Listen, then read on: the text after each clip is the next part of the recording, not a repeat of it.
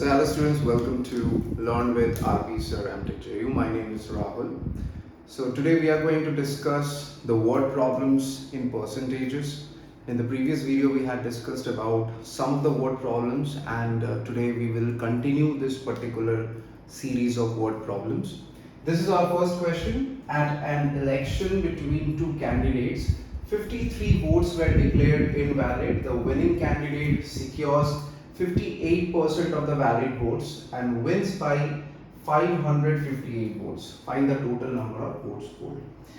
You can solve this question in two different ways. Either you can select the total votes polled. Now, total votes polled means when we say votes polled, votes polled includes valid votes plus invalid votes. Invalid votes are also polled, but they will not be counted. So when it comes to votes polled, both of them will be included. So either you can take the votes polled as X and valid votes as votes polled minus invalid votes. And we know that 53 votes are invalid. So you can take valid votes as votes polled as X and valid votes as X minus 53, that you can do. Or you can take the valid votes as X and you can later add 53 to the value of X in order to get the value of votes polled. So let us do the second way. Let us take the valid votes as X, okay? The valid votes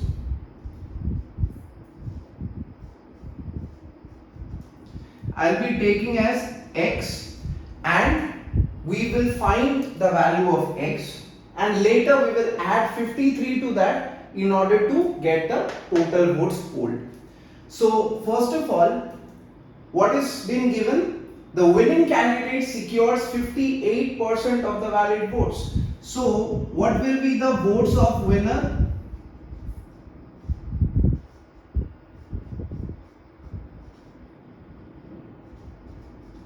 So that is going to be 58% of the valid votes.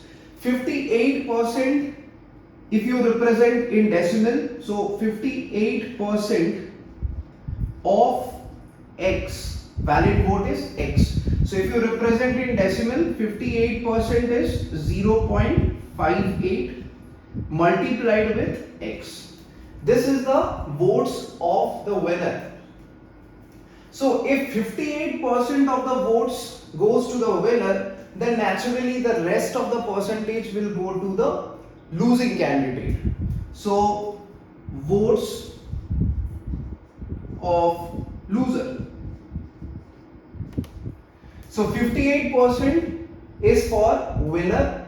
So 100 minus 58, because we know the total percentage is always 100. 100 minus 58 belongs to the losing candidate. So which is going to be 42.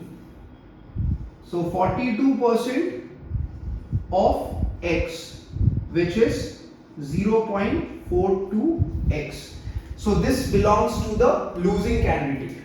Now the question says the winner wins by 588 votes.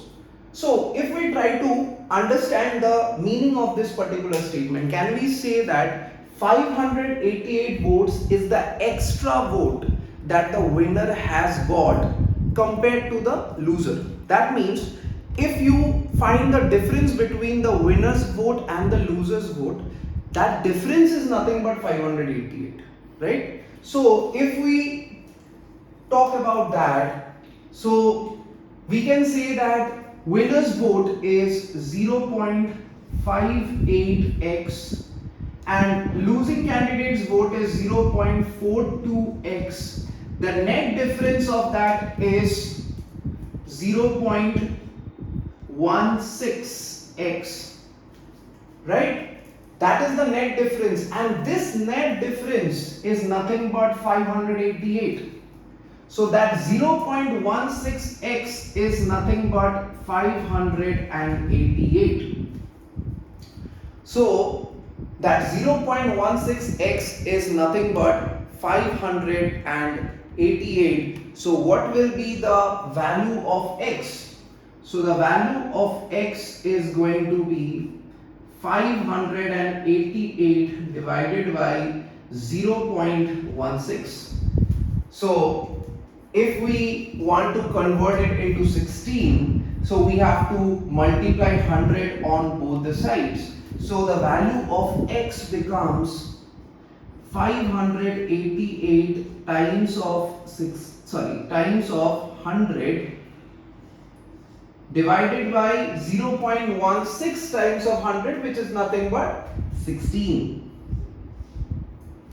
So 8 times 2, and if we do this one, so 8 times of 7, 56, 28. Okay, so 8 times will not work, so let us talk about 4. So 4 times of 4 is 16, 4 times of 1 is 4, then 18, 4 times of 4 is 16, 28, 4 times of 7. Again, let me double check. 4 times of 1 is 4, 1, 18, 4 times of 4 is 16, 2, 28, 7 times of 4 is 28. And 4 times of 25 is of course 100. So 25 times of 147. So 25 times of 7, that is 175, carry 17. 25 times of 4 is 100 plus 17 is 117, carry 11. 25 times of 1 is 25 plus 11, 36. 3675. This is the value of the total number of valid votes, right? So the value of the total number of valid votes is 3675. I am writing it over here. 3675. This is the total number of valid votes. So in invalid votes, it's already given in the question, which is 53. This is the total number of invalid votes. My question is, what is the total number of votes polled? So what will be the answer? You add both of them, you will get the total number of votes polled. So what will be the answer? So this is 5 and 3, it's 8. 7 and 5, 12, carry 1. 6 plus 1, it's 7. And finally 3. So 3, 7, 2, 8. This is the total number of votes polled. Right? This is the total number of votes polled. So this is how you have to answer the problem. So let us come up with the next problem.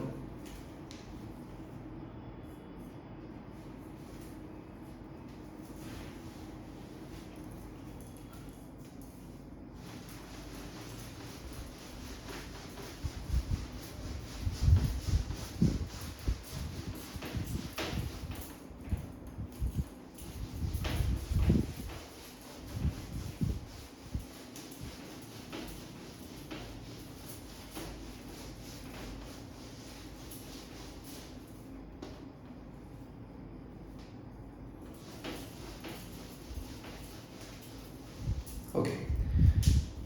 So the next question is,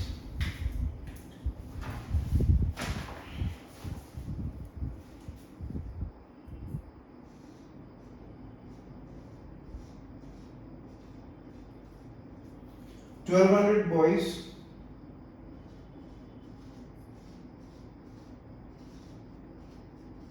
600 girls,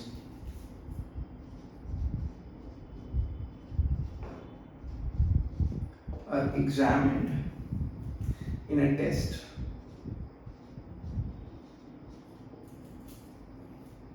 "42% of the boys and 30% of the girls passed. Find the percent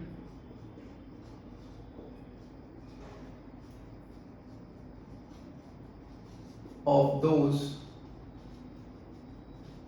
who failed. Okay, so this is the question. 1200 boys and 600 girls are examined in a test. 42% of the boys and 30% of the girls passed. Find the percent of those who failed. Okay. So first of all, from here we can find the total number of students who have participated in the test. So total students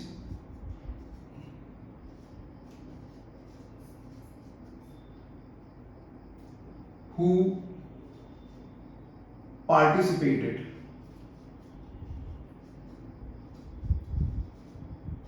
So what is that? That's 1200 plus 600, which is 1800.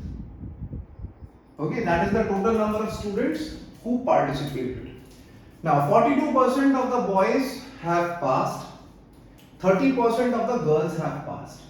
So percent of boys who failed. Now look at this very carefully. The question has told me that 42% of the boys have passed. So if I know how much percentage of boys have passed out of the total number of boys, I also can find out how much percentage of boys have failed out of the total number of boys. So 42% have passed, that means out of 100, 42 boys have passed, so the rest of the boys have failed. So what is the percentage of failure? The percentage of failure is 100 minus 42, which is nothing but 58%. So 58% of the total number of boys. What is that? That is 1200. 58% of 1200. These are the total number of boys who have failed. So what will be the answer to that? 58%. We will try to convert it into fraction, because that way I can easily cancel the 1200. See, here is this particular thing you have to always remember, that whenever you are calculating, please make sure the calculation becomes easy for you. So wherever you need to make it a fraction, you make it a fraction. Wherever you need to make it a decimal, you make it a decimal. Okay, here fraction is very helpful because my zeros can be eliminated. Okay, so that is the reason why I have done divided by 100. Somewhere decimal is more helpful, somewhere fraction is more helpful. You have to figure that out, right? So now you cancel the zeros and ultimately you are getting 58 times of 12. So 58 times of 12 gives you how much? So 12 times of 8, 12 times of 8 is equal to 84. 84 carry is 8. 12 times of 5 is 60. So 68. So 684. These are the number of boys who have failed. 684 boys have failed. Next, the number of girls who have passed is 30%. So automatically, what is the number of girls who have failed? So out of 100%, 30% have passed. So naturally, 70% have failed. So percentage of girls who failed. So that will be 70% of the total number of girls, which is 600. Okay, 70% of 600. So I can write this one as 70 times of 600 divided by 100. So the two zeros get cancelled and we are getting 7 times 6 is 42. 420 girls. So out of the total girls, 420 girls have failed the exam.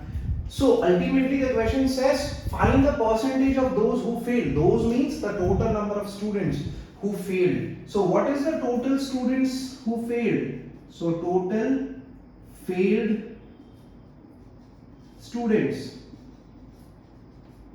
So what are these?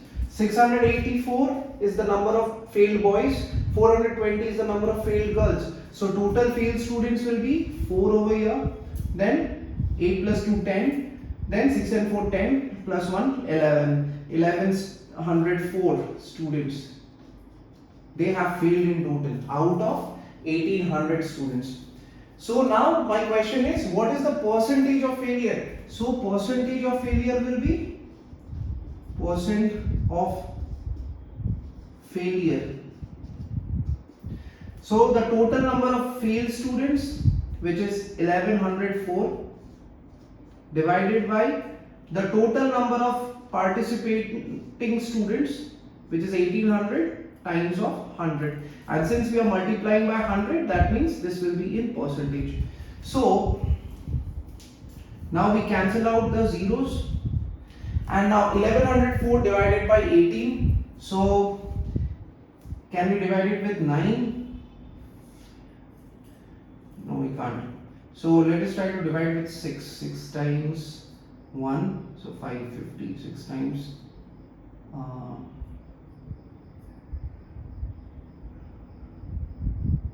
8, 48, 24. Yeah. So 6 times 1 is 6, 5. 5 is 50. 6 times 8 is 48. 2, 24. 6 times 4. So this is 3. So this is 184 by 3. So if we take it into mixed fraction, so it is 3 times 6, 18. And 3 times 1 is 3, and 1 over 3. 61 and 1/3%. Okay, 61 and 1/3%. Just checking if I made some mistake. 58%.